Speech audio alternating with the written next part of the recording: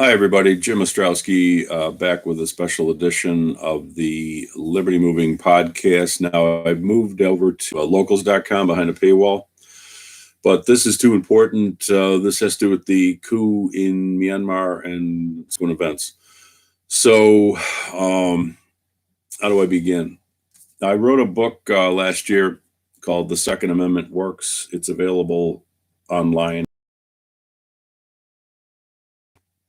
Is that when you understand the point of the Second Amendment, I guess I can summarize the book. When you understand that the point of the Second Amendment is to deter government tyranny, and then you attempt to go out and show, find empirical evidence to confirm or reject that hypothesis, there's actually a tremendous amount of empirical data that shows that that's true. And I just by way of example, depending on how you define it, the United States is the world's oldest continuous constitutional form of government. And gee, I wonder why that is. I mean, there's no accidents. If you're an Aristotelian, there's no accidents in this world. So I contend that one of the reasons why we have political stability is because the citizenry is armed and outnumbers and outguns the army. And don't give me this horse shit about nuclear weapons. The Army's not going to drop a nuke on St. Louis just because there's some sort of a civil war going on. So that engenders political stability. I make this argument in detail in the book, so don't assume that I'm making the argument now. I'm just summarizing an argument I've made in great detail elsewhere. It engenders political stability. Why? Well, what happens when the civilians do not have the right to bear arms? Well, one of the things that happens is you have a lot of coups d'etat. And in the table number 1 in the book, I analyzed countries with 6 or more coups or attempted coups since 1946 compared to the United States, which has 0. Now, compared to amount of gun ownership. So basically, what the chart shows is that very few of the countries that have had a lot of coups are well armed. None of them, of course, are as well armed as the United. Oh my God Almighty! Seriously, I'm having trouble with the connection. I apologize. I'm just going to see this thing through, and then we'll see if it shows up properly or not. So the other number of other industrial strength mass murder of protesters has not happened in the United States, and it has happened in numerous other countries. Democide obviously has not happened in the United States to citizens. I don't deny that a Wounded Knee, which was a gun control written. So I also have a concept called collapsed democracies, just to show people who say the modern sort of left progressive mindset, which is based on total lack of familiarity with history, is that, well, those muskets might have been valuable in 1775, but we don't need them anymore. We have a democracy. We can vote. We can protest in the streets. Well, a lot of other countries have said that too. And then somebody issues an emergency decree, and all of a sudden there's no democracy anymore. You protest and you get shot or concentration camp. And that's why the ultimate protection of the right to bear arms is important in protecting your right to have a Republican form of government. Shooting of unarmed protesters, these are all just in the book. The Second Amendment Works. Just a couple of examples here. In Iran, 200 people were shot in 2019. Tiananmen Square, minimum 800, probably more, but it's hard to verify when you have a totalitarian state like that. It covers everything up. So, and then we go to, one of the biggest stories in the world right now is Myanmar. You have a military coup. Why? And Myanmar is 179th in the world in gun ownership per 100 persons.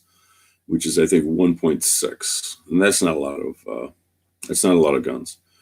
And probably a lot of people with the guns are sort of tied in with the political class because it's tough to get a permit over there. So in reality, it's even fewer than that. So why do coups tend to happen where the civilians aren't armed? Well, because the army knows all they have to do is take over the TV station, the radio station, the presidential palace, and now of course the internet, wherever controls the internet. And they know that the civilians are not going to rise up with arms and resist the coup, which is what would happen, obviously, in the United States. So, and then subsequently, people hit the streets. And as I told the Fourth Department in 2019, and arguing a Second Amendment case there, I said, you can talk about protesting 2019 in an oral argument. What if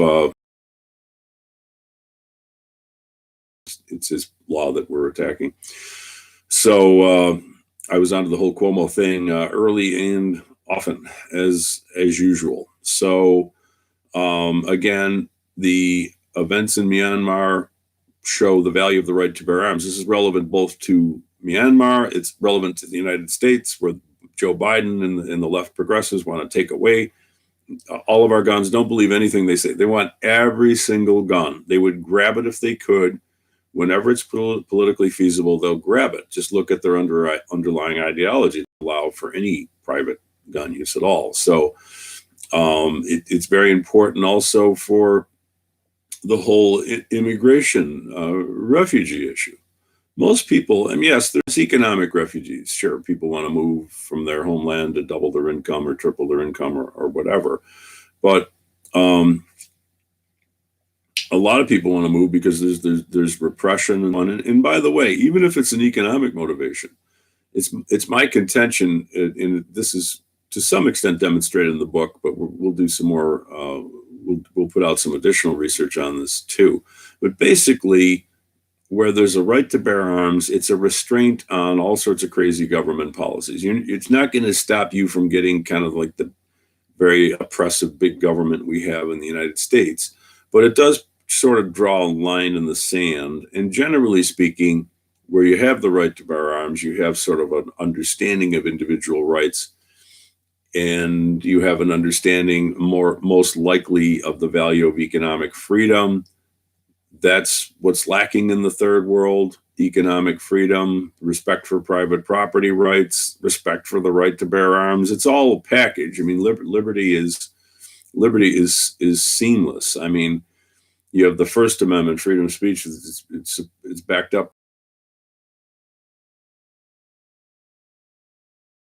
You have the left wing to bear arms. It has always been considered to be the hallmark of a free citizen, and the legal prohibition of bearing arms has always been the hallmark of a slave. The original gun control laws in the United States, by and large, were passed in the South to make sure that slaves did not have access to firearms. So it would improve the whole atmosphere on the planet.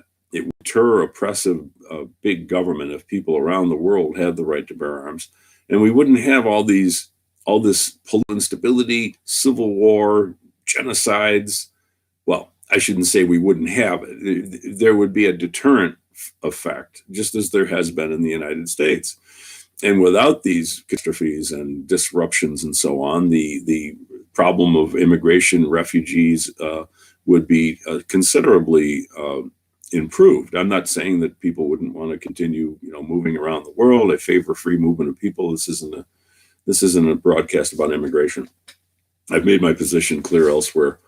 I call it international easy pass. I'm not going to discuss that here. My point is that the right to bear arms, it should be the number one issue in Myanmar right now. It should be the number one issue in the United States. We should learn these lessons of what happens in these third world countries where there is no very little right to bear arms. So that's basically it. Check out the book. As I said, it's on Amazon. It's at 2anys.com. And also, if you like my work, I'm doing work that you're not hearing anywhere else. If you're thinking about buying the book, today would be perfect because I'm trying to get that rating down. That gets you onto more pages on Amazon. That brings you more attention, and people are more likely to buy the book if it's lower rating. So over and out. Again, this has been a special edition of Liberty Moving podcast, which is normally on locals.com, but this issue is too important, so I'm putting this one out for free. Please link to it and go to locals.com. You can check out what that's all about too. And I will see you soon.